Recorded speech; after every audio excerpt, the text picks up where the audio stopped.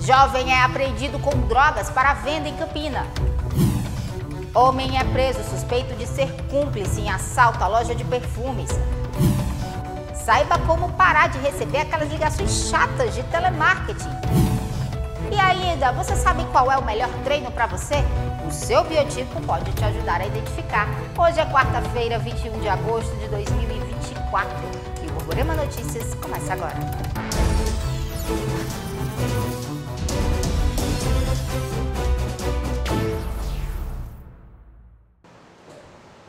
Olá, boa noite. A gente abre essa edição mostrando que a Rotan apreendeu um adolescente que estava com posse de drogas já prontas para venda. E um fato curioso, até maquineta de cartão de crédito tinha por lá. A droga já porcionada para venda foi encontrada em uma casa na Travessa Dantas Barreto, na zona leste da cidade. Foram 27 porções de maconha, 28 pedras de crack e 2 pinos de cocaína, além de uma maquineta de cartão de crédito que, segundo a polícia, era usada nas vendas. Alguns comprovantes, inclusive, foram encontrados no local. O menor que estava na residência confessou ser o responsável pela venda da droga. Ele foi apreendido e levado para a cidade da polícia. E olha só, uma loja de perfumes foi alvo de criminosos no centro aqui de Campina Grande na manhã de hoje. Vamos ver os detalhes. O assalto à loja de perfumaria aconteceu na manhã de hoje aqui na rua Maciel Pinheiro. Era por volta das 8 horas da manhã, assim que a loja abriu. O bandido aproveitou a chegada da funcionária, entrou e anunciou o assalto. Foram levados alguns perfumes, cremes e uma quantia em dinheiro. No final da manhã, a equipe da Força Tática conseguiu localizar no bairro do Araxá o piloto da moto que levou o assaltante até a loja. O homem foi preso e com ele foram recuperados algumas caixas dos perfumes roubados. O outro acusado ainda não foi localizado. Daniela Pimentel para o Borborema Notícias. E olha, a Delegacia de Roubos e Furtos apreendeu adolescentes suspeitos de vários crimes aqui em Campina Grande. Eles eram considerados o terror do centro da cidade, porque arrombaram vários carros por aqui. Vamos ver.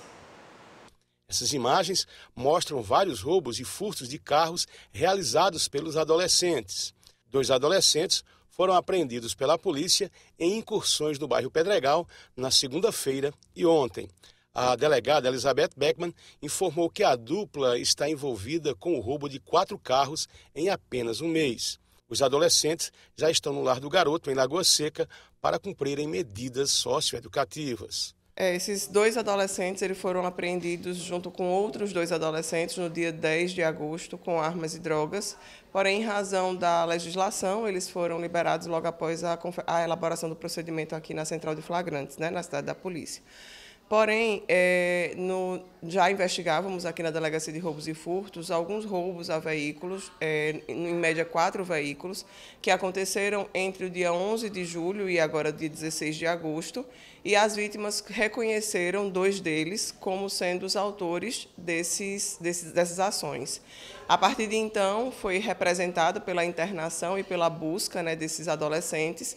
Na segunda-feira, na última segunda, dia 19, e na data de ontem, foi possível apreender os dois pelo qual representamos, e um deles chegou a confessar, disse que realmente estava praticando essas ações de roubo, porém não indicou onde estavam os veículos. Alguns desses veículos roubados foram recuperados, outros ainda não foram recuperados, e ele não diz o destino a que deu esses veículos. O segundo adolescente, que foi apreendido na manhã de ontem, ele preferiu ficar em silêncio, estava acompanhado por advogados. Ambos já foram levados para o Lar do Garoto, onde estarão internados provisoriamente à disposição do judiciário. Ela explicou por que os outros 2 adolescentes, apreendidos pela Polícia Militar no dia 10 de agosto, se livraram da ação da Delegacia de Roubos e Furtos. Não temos como afirmar porque as vítimas ainda não os reconheceram como autores, como parte de integrante desse bando. Mas continuamos as investigações na tentativa de identificar pelo menos o 3º indivíduo que compõe com esses 2 que foram apreendidos. E olha, a Justiça Federal da Paraíba está realizando a Semana Regional de Conciliação e Cidadania, com orientações jurídicas, emissão de documentos e ações de saúde para a população. Paulo Pessoa traz as informações.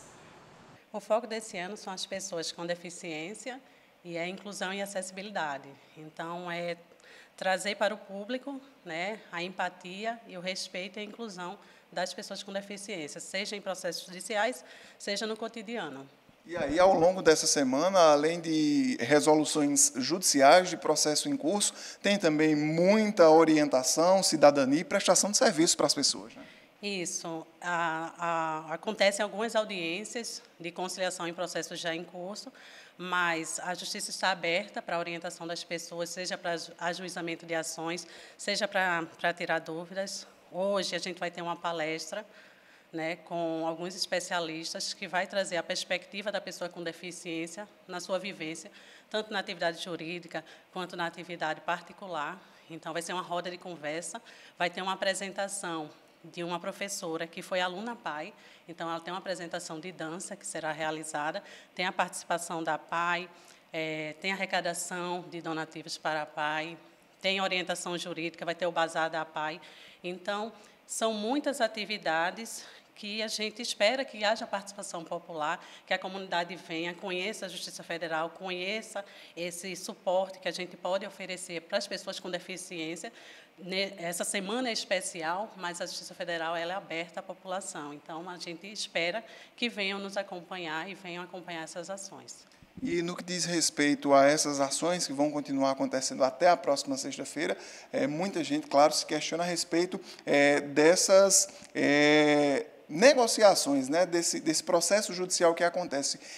Quais são os principais motivos e como as pessoas podem ter acesso, por exemplo, a essas informações, até mesmo para saber se elas têm direito ou não de judicializar uma questão ou outra? Isso, a gente tem no Sejusc, que é um ambiente de conciliação, a gente promove o diálogo entre as partes envolvidas. E aí pode acontecer de duas formas. A gente pode ter uma representação pré-processual, em que apenas com, sei lá, uma negativa do INSS, que é o mais comum para as pessoas com necessidades especiais, são os benefícios previdenciários, mas podem ter processos de outra natureza, como tributário, a gente tem também.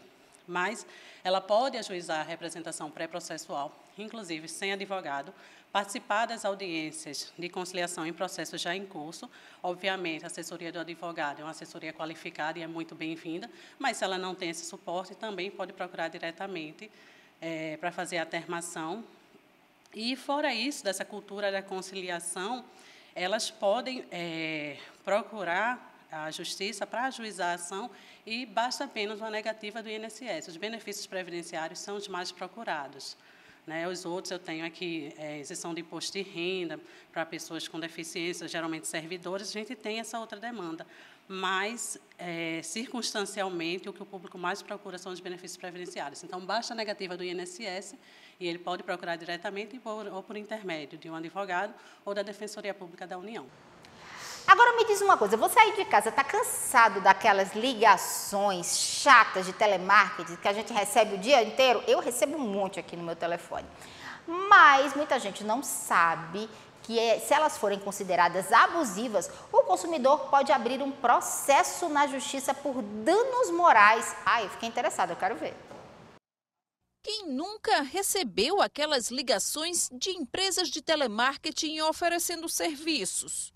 O fato é que quase todo mundo recebe, e com frequência. É só perguntar nas ruas e sempre alguém tem uma história para contar. Tem número que liga para mim o dia todo, mas quando eu vou atender, desliga. Rodrigo recebe ligação de hora certa todo dia. Todo dia, de 6h15 da noite, eu recebo, todos os dias, a mesma ligação, ou quando é um prêmio, alguma vantagem de alguma empresa, alguma coisa, oferecendo até, você ganhou um prêmio, falta só você sacar, só que eu não tenho, acesso a nada disso. As ligações insistentes já fizeram ele se distrair no trânsito e quase bateu o carro. Eu tinha deixado minha esposa no hospital da criança, né?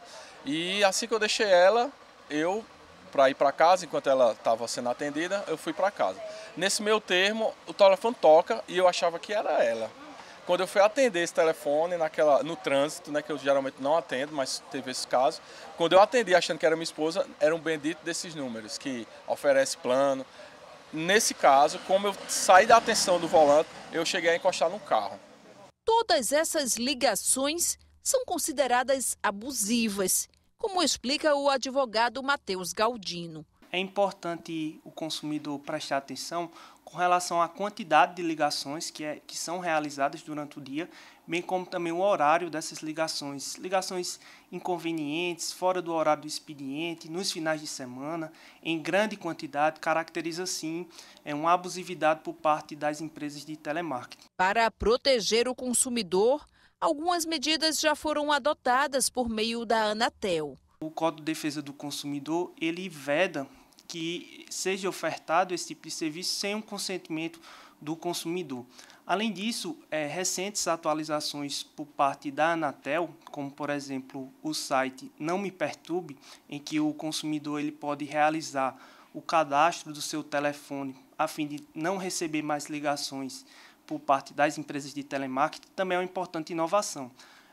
E por fim, também existe um portal criado pela Anatel, que é a Qual Empresa Me Ligou, na qual o consumidor informa na plataforma, no portal, aquele contato que fez a ligação e é permitido, ele pode então consultar qual é o CNPJ da empresa, qual a razão social e quais são os outros números que fazem relação àquela pessoa jurídica. E dependendo do caso, cabe até um processo na justiça por danos morais. A jurisprudência, os tribunais superiores já reconhecem que o consumidor ele tem direito à reparação do dano moral quando fica caracterizado, então, essa abusividade por parte dessas empresas, que chegam a tirar o sossego do consumidor e do trabalhador no seu dia a dia. Olha, agora tem prestação de serviços aqui no Borborema Notícias, viu? A nova carteira de identidade nacional está sendo emitida na Casa da Cidadania, aqui em Campina Grande. O documento é gratuito e é preciso fazer um agendamento antes. Temos por dia 177 agendamentos, que é feito entre 8h30 e 9 horas da manhã. Para o dia seguinte, todos os santos dias está aberto esse agendamento normal. E todo dia atinge a quantidade de vagas? Nós temos todos os dias uma média de 190 a 200 RGs feitos por dia. Além das agendadas, nós conseguimos fazer em torno de 60, 70 encaixes, que nós chamamos das pessoas que não conseguem agendar. A gente começa um horário mais cedo, um pouquinho aqui, entre 6h30 e 7 horas da manhã, e ficamos até 4h30, 5 horas da tarde para atender a esse povo que não consegue fazer esse tipo de agendamento. Matheus, o que é que muda do documento antigo para o novo? O mais importante é você ter o CPF. O que muda totalmente é a questão da numeração do RG, acabou de ser extinta, e é o CPF, que é a base nacional hoje, é um novo SIM, totalmente vinculado ao CPF. As pessoas estão com pressa de ter o novo documento. Aparece muita gente querendo mudar sem necessidade, não tem pressa. Nós temos até 2032 para que seja feito esse novo RG, sem nenhum atropelamento. Pode vir normal, agendar com cautela, que nós vamos chegar lá. Agora, uma questão importante.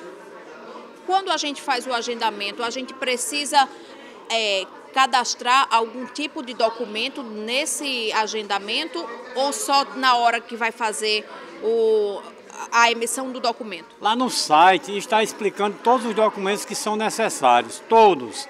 Agora o que nós pedimos, quando você vier se dirigir à Casa da Cidadania, você traga os documentos originais sem rasura, porque aqui nós só aceitamos documentação totalmente sem rasura. Você falou que muitas pessoas acabam voltando por problema na documentação. Quais são os casos mais comuns? Os casos mais comuns é que você casa, não vai na Receita Federal alterar o CPF, o nome do pai, o nome da mãe está com erro. Isso tudo faz com que nós não possamos dar procedimento à sua identidade, ao seu novo SIM. Mudando de assunto, a Associação de Pais e Amigos dos Excepcionais, a APAE, vai realizar mais um dia D de bazar, com o intuito de arrecadar recursos para a manutenção da instituição. Quem chega com os detalhes para a gente é Sabrina Lima. Pois é, o brechó da APAI existe há 21 anos, é um ponto fixo aqui na unidade. Mas a gente vai ter amanhã um dia D, uma queima de estoques realmente. Lembrando que tudo que é vendido volta, retorna aqui para a unidade com forma de apoio em todos os serviços. Quem vai trazer os detalhes amanhã, desse dia D de amanhã, é Rosilene Silva, diretora da APAI. Rosilene, amanhã o pessoal precisa chegar cedo. Sim, a partir de 9 horas vamos estar aqui em nosso ginásio com as vendas, não é, aí das doações dadas pela comunidade campinense. Desde já gostaríamos de agradecer o apoio de todos, assim como o apoio da Justiça Federal da Paraíba, que está envolvido, engajado nessa campanha. Então, minha gente, aproveite amanhã, venha até a nossa instituição e faça suas compras. Como você falou, é uma forma de você estar contribuindo com a APAI de Campina Grande. E aí, aqui a gente tem a colaboração da sociedade como um todo, que vem fazendo essas doações, e também de muitas mães que ajudaram na organização de todo esse espaço. Com certeza. Inclusive, o nosso brechó é coordenado por um grupo de mães voluntárias. Então, elas quem organizam, quem selecionam as peças, quem juntamente com o serviço social coloca os preços em cada peça, e aí você aproveita essa oportunidade, você vai estar ajudando o maior movimento do Brasil, que é o movimento da APAI, e exclusivamente da APAI de Campina Grande. Quem não puder vir amanhã, lembrando, o brechó é fixo aqui na unidade, você pode fazer também doação. Com certeza. Amanhã estaremos também te aguardando aqui. Se você pode vir fazer sua doação, o que você tiver na sua casa, que estiver em bom estado de uso, mas não está mais servindo para você, com certeza vai ter alguém aqui te esperando e que irá fazer essa compra, e aí é uma forma de você estar ajudando a APAI. Hoje a APAI Campina Grande atende quantas pessoas, Rosilene? São 617 pessoas. Atualmente estamos com 43 municípios da Paraíba em que a APAI presta serviço. Não temos uma fonte de renda fixa. Quem mantém a APAI é a comunidade. A seguir, saber qual é o biotipo auxilia na hora de identificar o melhor preço.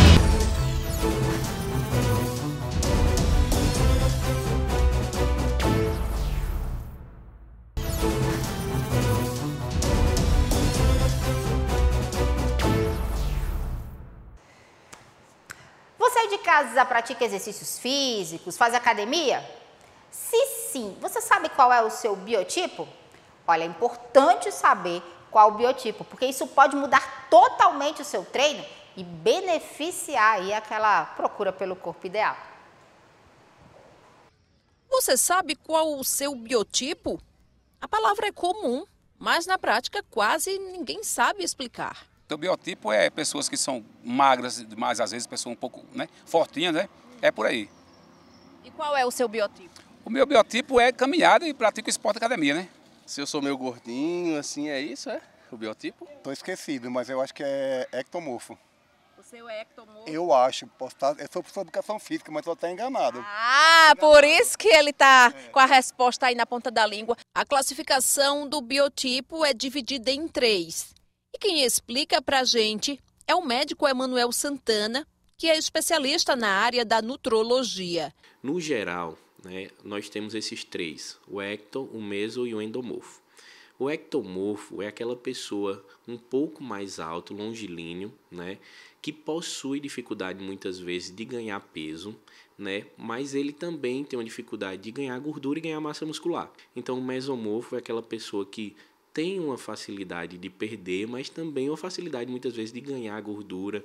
É uma pessoa não tão alta, né? E é o que a gente chama de mesolíneo. E ele também possui aí essa oscilação. Então, muitas vezes é aquela pessoa que diz, se eu consigo segurar um pouquinho a minha alimentação, eu perco peso mais fácil, mas eu também ganho peso. E o endomorfo é uma pessoa um pouco mais baixa, que tem facilidade de ganhar peso, né?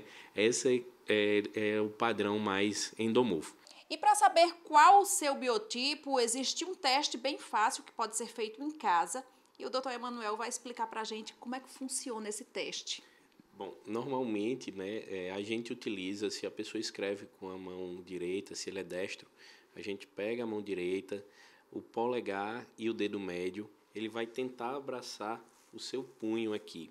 Então, se os dedos se tocarem dessa forma, normalmente esse é um paciente mesomorfo. O paciente endomorfo, os dedos eles não se tocam a abraçar o punho, mas se você é ectomorfo, talvez o seu dedo aí, o polegar, vai ficar sobrando e você vai conseguir abraçar todo o seu punho aí. Muito bem, então fazer aqui o teste para eu ver que biotipo eu sou. Olha. Aqui é aí, mesomorfo. Isso, você se encaixa provavelmente aí num padrão mesomorfo. Muito bem, você em casa pode fazer o teste aí rápido e saber qual biotipo você se enquadra. Na relação com a atividade física, a genética puxa de um lado e os fatores externos puxam de outro. A gente tem que entender também que esses padrões, como a gente falou anteriormente, eles sofrem influência no meio ambiente. Isso depende muito da alimentação. Muitas vezes o paciente ele exagera na alimentação e ganha peso e diz, é porque eu sou endomorfo. Não. O grande problema está na alimentação, nos hábitos alimentares, na falta de atividade física. Mas uma coisa é certa, independente do biotipo, cada pessoa é única. E se exercitar e se alimentar bem é uma boa combinação. E o Borborema Notícias vai ficando por aqui. Uma excelente noite para você. Assista agora o SBT Brasil. A gente volta a se encontrar amanhã. Até lá!